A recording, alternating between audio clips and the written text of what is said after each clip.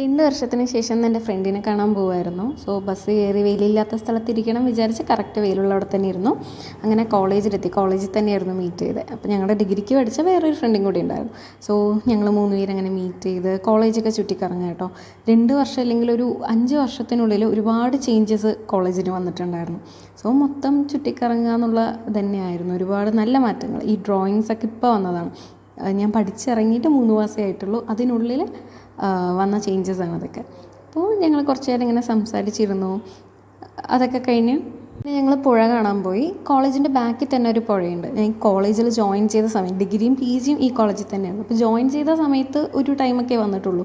പിന്നെ അധികം അങ്ങനെ പോകാറൊന്നുമില്ല. പക്ഷേ ഇന്നിപ്പോൾ കുറേ നാൾക്ക് ശേഷം കാണാൻ വന്നപ്പോൾ ജസ്റ്റ് ഒന്ന് പോയിന്ന് മാത്രം. നല്ല രസമാണ് കേട്ടോ. ഇങ്ങനെ ഈ കാട്ടിനുള്ളിൽ കൂടെ ഇങ്ങനെ നടന്നു പോകണമൊക്കെ ഇതാവാൻ നല്ല രസമാണ്.